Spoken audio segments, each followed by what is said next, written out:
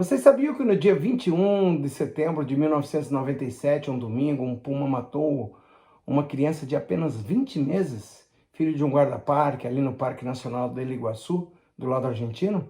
E antes mesmo de rodar a nossa vinhetinha para evitar boatos, eu quero aqui repetir as palavras do diretor do Parque Nacional da época dessa tragédia. Ele disse: tem havido muitos boatos, muita gente saiu falando besteiras porque as fotos e o vídeo do puma vendem. Mas a verdade é que isso pode ter um efeito contraproducente porque pode afetar a imagem do destino, criando um medo infundado nas pessoas.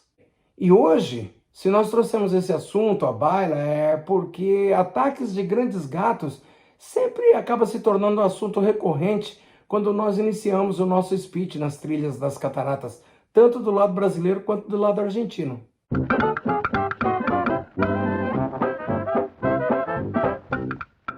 O ataque ocorreu às 18h15 do dia 21 de setembro de 1997, um domingo, enquanto o menino brincava no jardim da sua casa com a irmã e dois amiguinhos, a 100 metros somente do acesso do passeio superior ali nas Cataratas Argentinas. O guarda-parque Esteban Terran Luna, ele morava e prestava serviços nos circuitos das cataratas do lado argentino.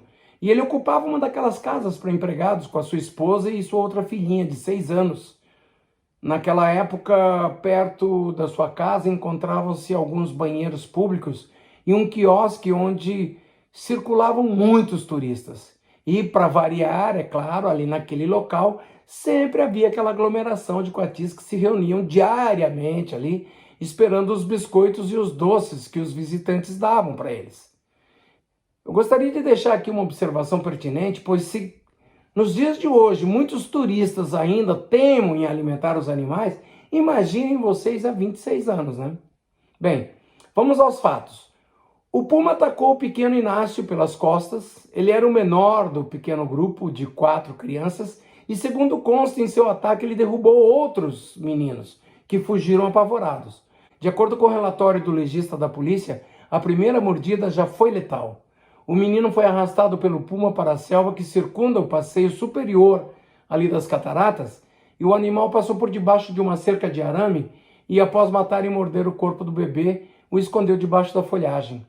Este é um comportamento natural dos grandes gatos que, depois de capturar e se alimentar das suas presas, eles acabam escondendo a caça para consumir mais tarde, né?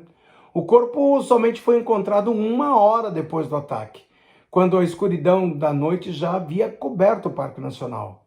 Como eu já havia dito, este fato ocorreu no finalzinho da tarde do domingo do dia 21 de setembro de 1997, e imediatamente as autoridades autorizaram a caça ao puma assassino, ordenando buscas intensas com a finalidade de capturar o gato, e também determinaram o fechamento do parque ao público a partir da segunda-feira, até segunda ordem. E já naquela manhã da segunda-feira, por volta das 11 horas, uma patrulha de guarda-parques avistou e matou uma jovem onça parda que caminhava pela mata ali perto do Salto dos Irmãs, ali mesmo no passeio inferior, que é, digamos assim, o coração turístico do parque. Bem, eles mandaram o cadáver do animal para o laboratório do veterinário Vanderlei de Moraes, na cidade de Foz do Iguaçu, e uma análise posterior das suas vísceras determinou que não era a mesma espécie que atacou o pequeno Inácio. Os guardas florestais concluíram que deveria se tratar de um puma idoso, já sem agilidade para caçar outros animais. Na sequência, eles capturaram e mataram outro puma, realmente mais velho, e na autópsia constatou-se a presença de fios de cabelo da vítima. Bizarro, né?